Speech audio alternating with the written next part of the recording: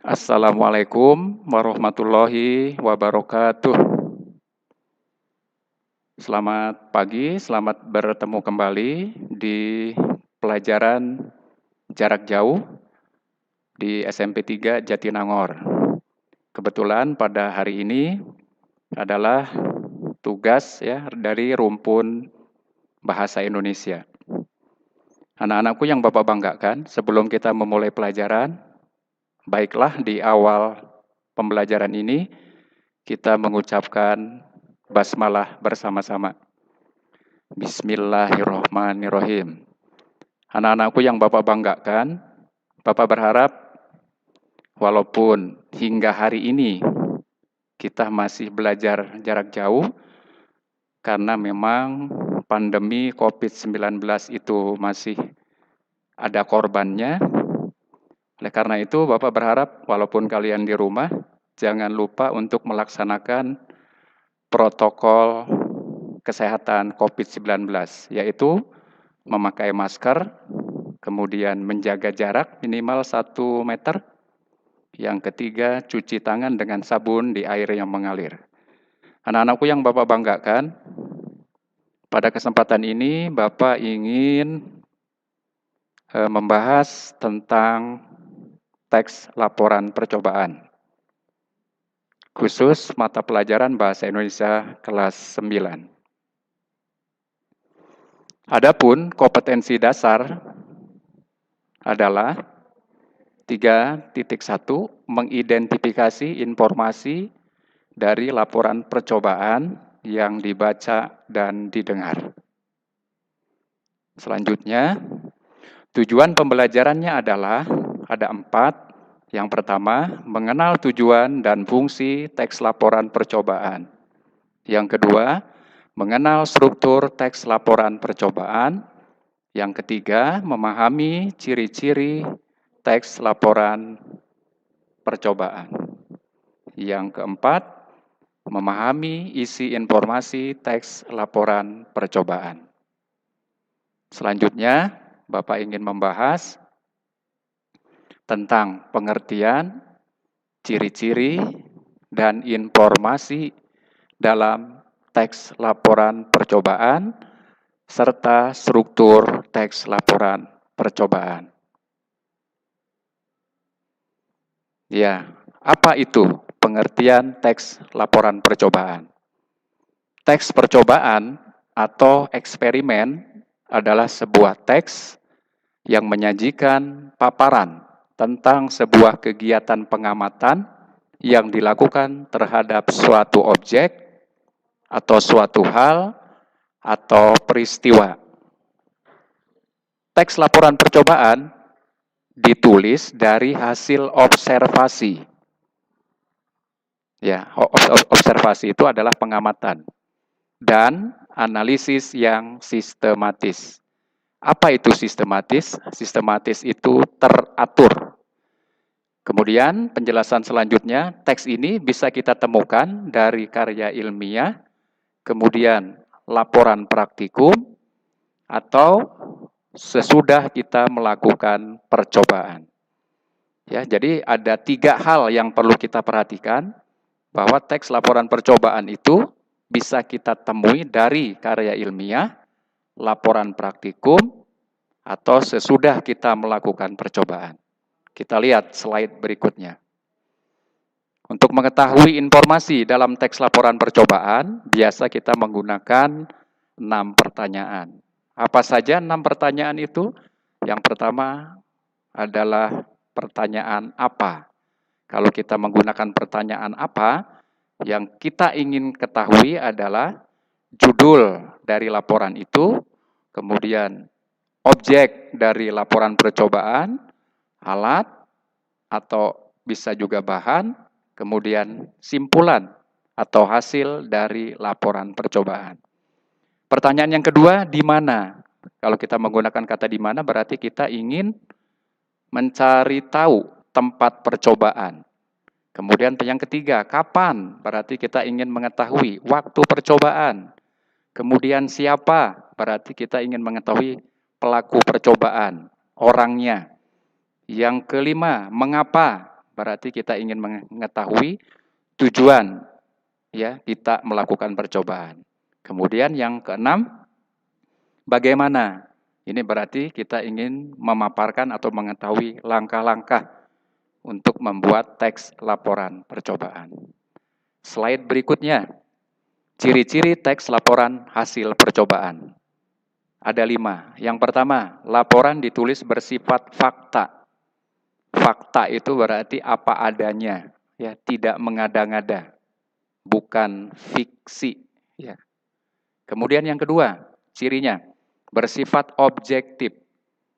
Kalau objektif itu juga apa yang dihasilkan dari percobaan itu yang harus ditulis. Ya, tidak subjektif, jadi tidak mengada-ngada. Yang ketiga, hasil laporan ditulis lengkap.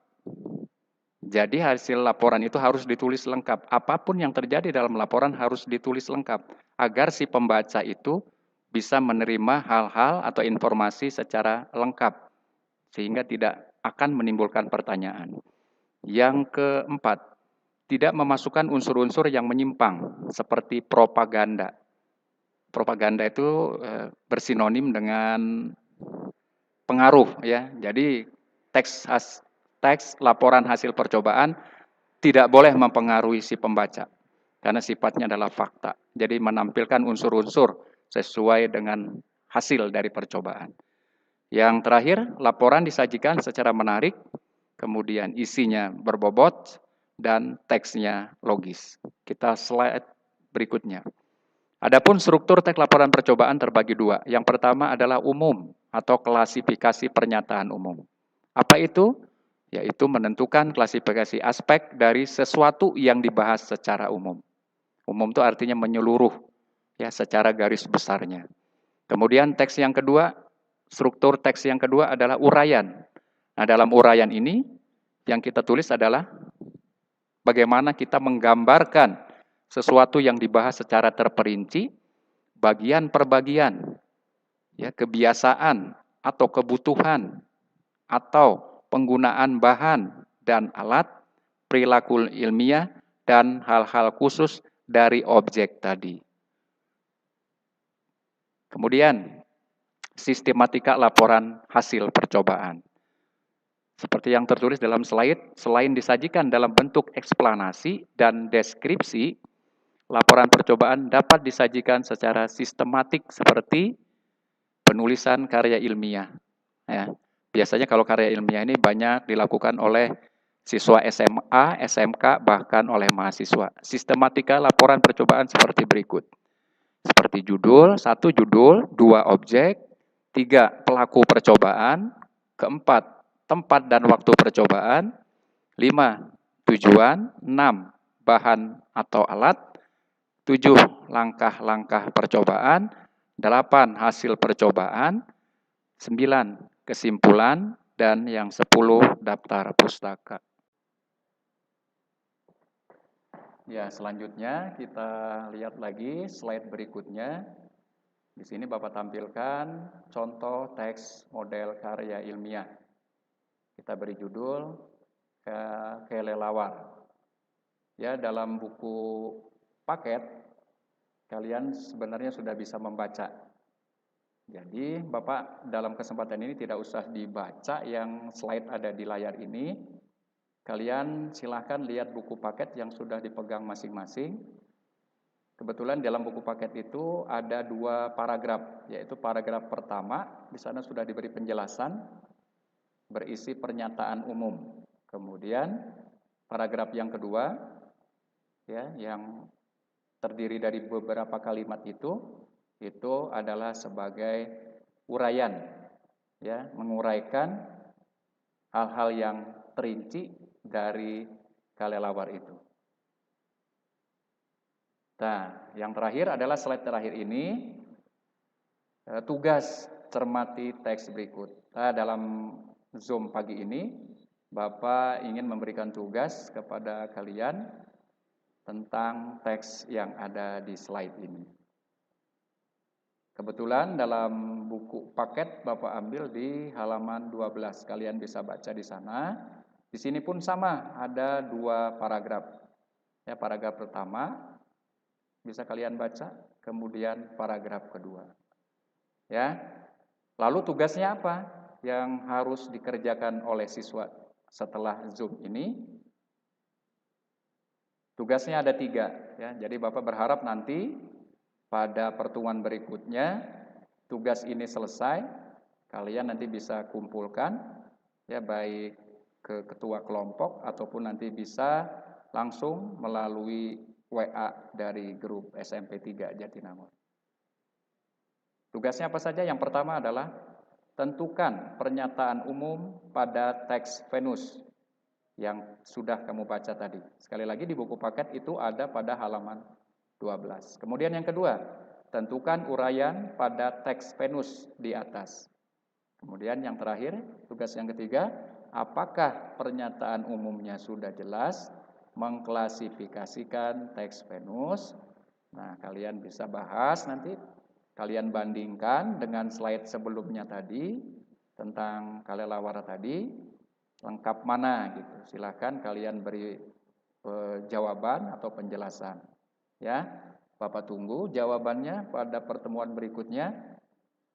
Pada pertemuan ini sekali lagi Bapak mengucapkan terima kasih kepada siswa, ya, kelas 9 khususnya SMP Negeri 3 Jatinangor yang sudah semangat mengikuti Zoom pada pagi ini. Bapak mengucapkan terima kasih juga, sampaikan buat kedua orang tua atas partisipasi dan kerjasamanya. Walaupun kita tidak tatap muka, tapi kita bisa belajar melalui Zoom ini atau pelajaran jarak jauh. Mohon maaf apabila ada hal atau kata-kata Bapak yang tidak berkenan. Di akhir pembelajaran ini, marilah kita bersama-sama mengucapkan hamdalah. Alhamdulillahirabbil alamin. Billahi taufik wal hidayah. Assalamualaikum warahmatullahi wabarakatuh.